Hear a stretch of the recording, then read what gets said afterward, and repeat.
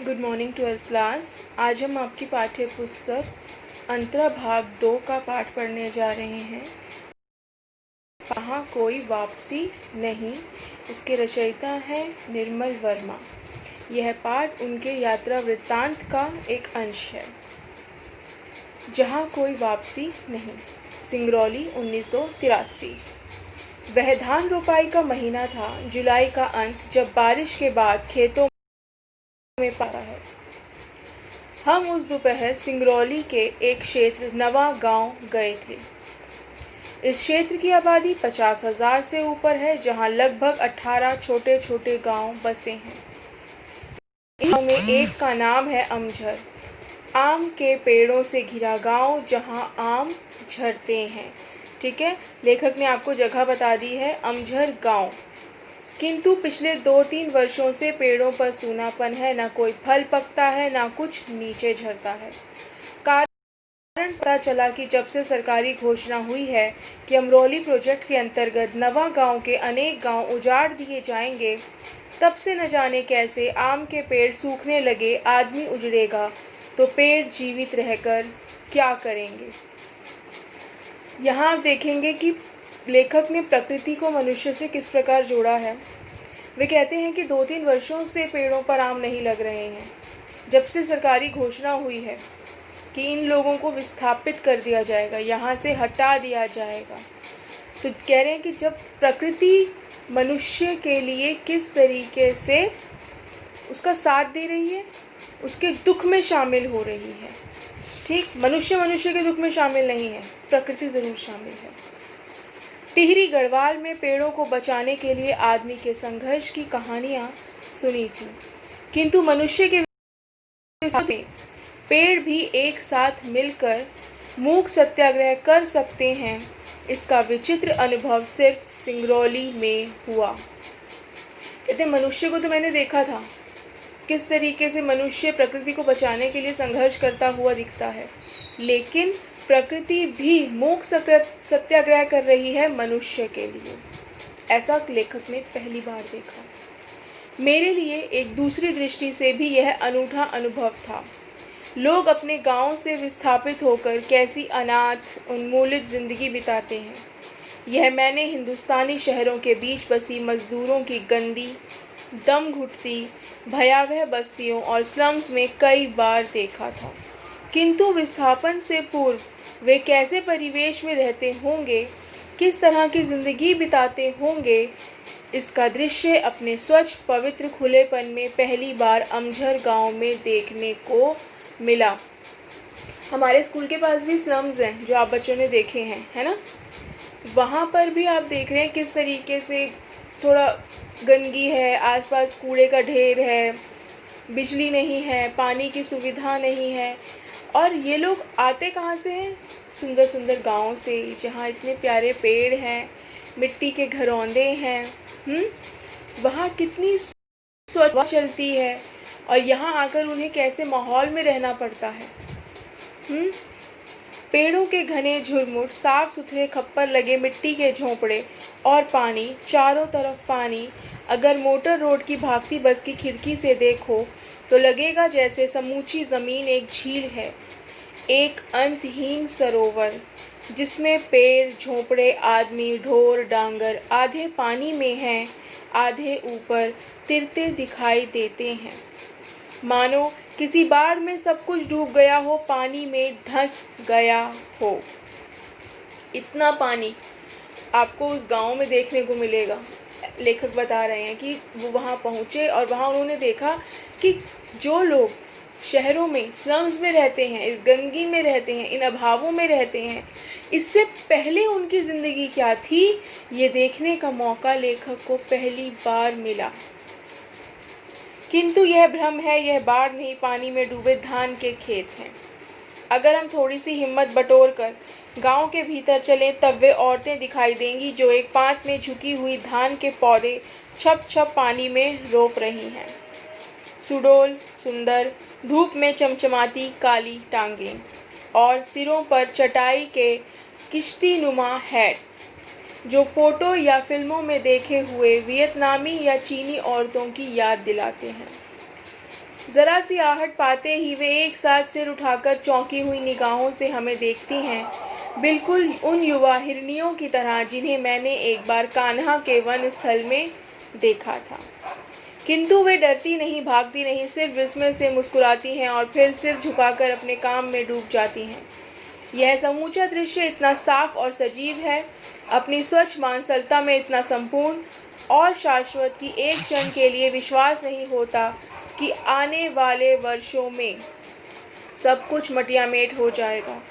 झोंपड़े, खेत, ढोर, आम के पेड़ सब एक गंदी आधुनिक औद्योगिक कॉलोनी की ईंटों के नीचे दब जाएगा और ये हंसती मुस्कुराती औरतें भोपाल, जबलपुर या बैढ़न की सड़कों पर पत्थर कूटती दिखाई देंगी। तब उनकी स्मृति में अपने गांव की तस्वीर एक स्वप्न की तरह धुंधलाती रहेगी, किंतु धूल में लौटते उनके बच्चों को तो कभी मालूम भी नहीं होगा कि बहुत पहले उनके पुरखों का गांव था जहां आम झरा करते थे। जब इन लोगों को विस्थापित किया जाता है, इनको गांव से हटाया जाता है, तो सरकार एक योजना चलाती है कि नहीं, आपको रोज़गार ज़रूर दिया जाएगा।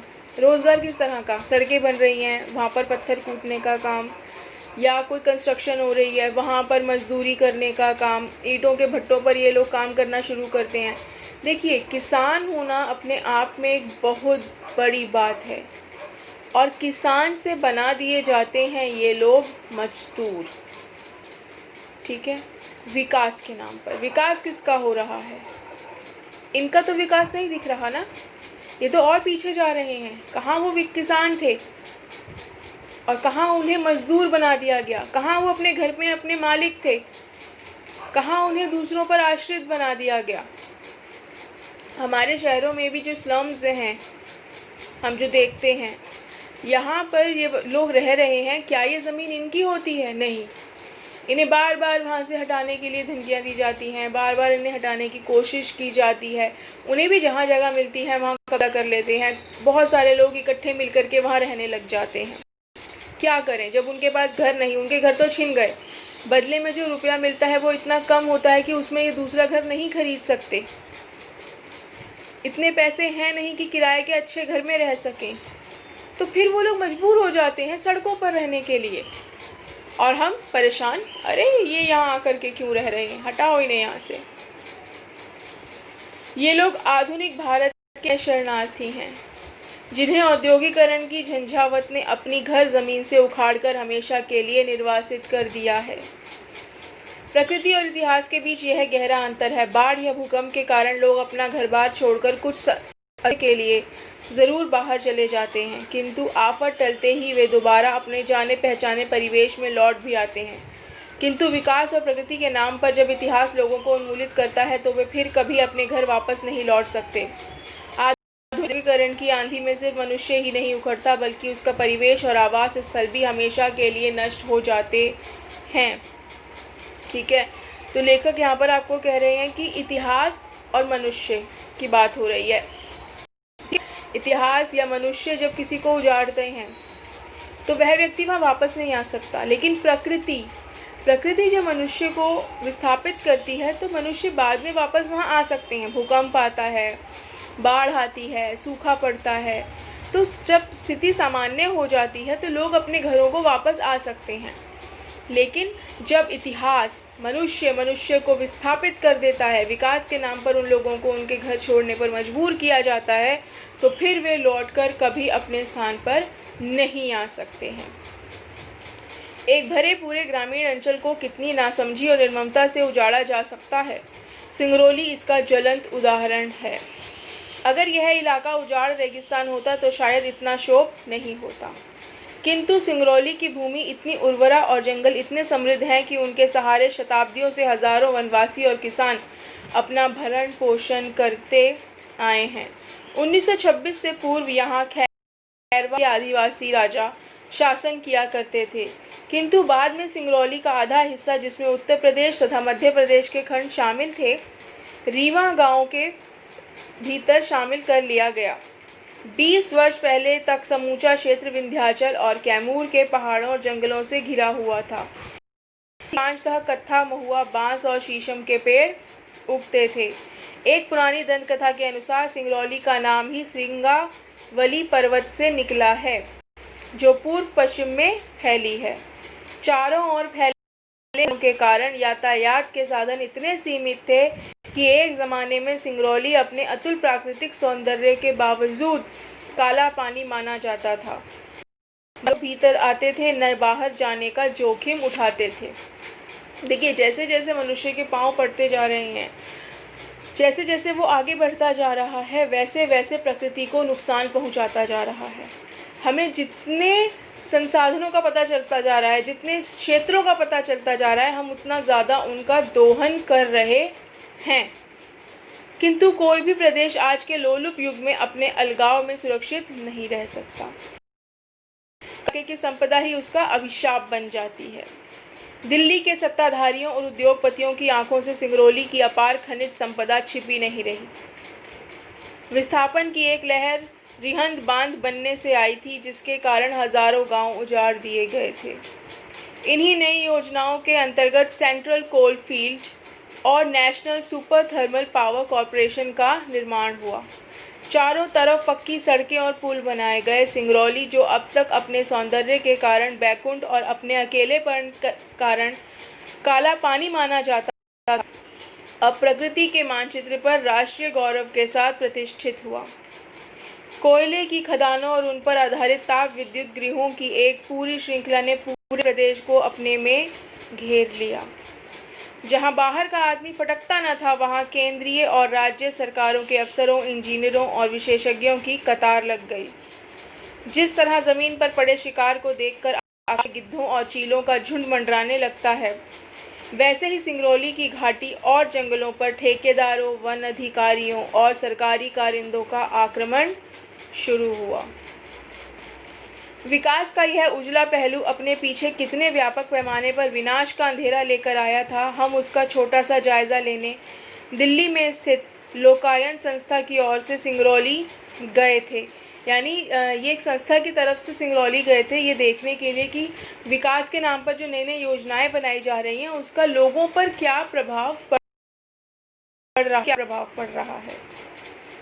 सिंगरौली जाने से पहले मेरे मन में इस तरह का कोई सुखद भ्रम नहीं था कि औद्योगिकरण का चक्का जो स्वतंत्रता के बाद चलाया गया, उसे रोका जा सकता है।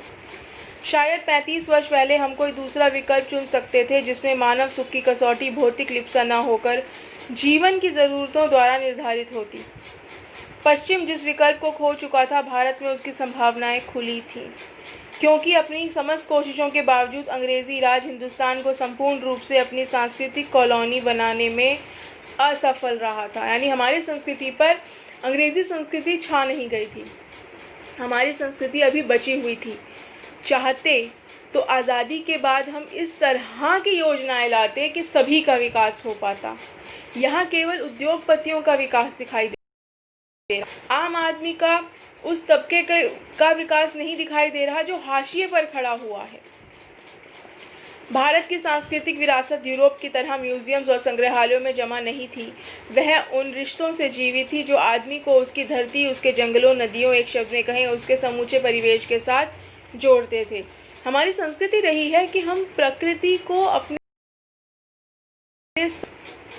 अतीत का समूचा मिथक संसार पोथियों में नहीं, इन रिश्तों की अदृश्य लिपि में मौजूद रहता था। यूरोप में पर्यावरण का प्रश्न मनुष्य और भूगोल के बीच संतुलन बनाए रखने का है। भारत में यही प्रश्न संस्कृति के बीच पारंपरिक संबंध बनाए रखने का हो जाता है। स्वातंत्र्योत्तर भारत की सबसे बड़ी ट्रेजेडी यह नहीं है कि शासक वर्ग ने औद्योगिकरण का मार्ग चुना। ट्रेजेडी यह रही है कि पश्चिम की देखा-देखी और नकल में योजनाएं बनाते समय प्रकृति, मनुष्य और संस्कृति के बीच का नाजुक संतुलन किस तरह नष्ट होने से बचाया जा सकता है, इस ओर हमारे सत्ताधारियों का ध्यान कभी नहीं गया। हम बिना पश्चिम को मॉडल बनाए अपनी शर्तों और मर्यादाओं के आधार पर औद्योगिक विकास का भारतीय स्वरूप निर्धारित कर सकते हैं। कभी इसका ख्याल भी हमारे शासकों को आया हो, ऐसा नहीं जान पड़ता। उन्होंने पश्चिम से शिक्षा प्राप्त करके आए हैं। पश्चिम अलग है, हमारा देश अलग है, हमारी संस्कृति, हमारी सभ्यता अलग है। उनका इतिहास म्यूजियम्स में पड़ा हुआ है, लेकिन हमारा इतिहास जुड़ा है प्रकृति से। इस बात को सोचा ही नहीं गया। इन लोगों के लिए बिल्कुल ध्यान ही नहीं दिया गया, बस विकास के लिए भाग रहे हैं। रघुवीर सहाय की पंक्तियां हैं, देखो सड़क पार करता है पतला दुबला बोदा आदमी का इसको डर नहीं, या कि पैदल चल पाने का इसमें दम नहीं रहा। आँख उठा देखता है वह ड्राइवर को, देखो मैं ऐसे ही चल पाता हूँ। यहाँ पर जो ट्रक ड्राइवर है वो यही शक्तियाँ, सत्ताधारी और विकास के ट्रक को भगाए चले जा रहे हैं। ये हाशिए पर खड़ा हुआ आदमी कैसे सड़क पार करेगा? वो तो ट्रक भाग रहा। ऐसा विकास होना चाहिए था कि सभी को साथ लेकर चलते और हर तबके का, हर वर्ग का विकास हो पाता। ये बात चाहते हैं निर्मल वर्मा। ठीक है, तो ये हमने आज पढ़ लिया है, पूरा हो गया है। इसे ध्यान से समझेंगे, बार बार आप सुन सकते हैं। पेज को लाइक और सब्सक्राइब करेंगे ताकि जो भी मेरी नई वीडियोस हैं वो आप उसी क्षण देख पाएँ। आपके पास नोटिफिकेशन। बच्चों बाय।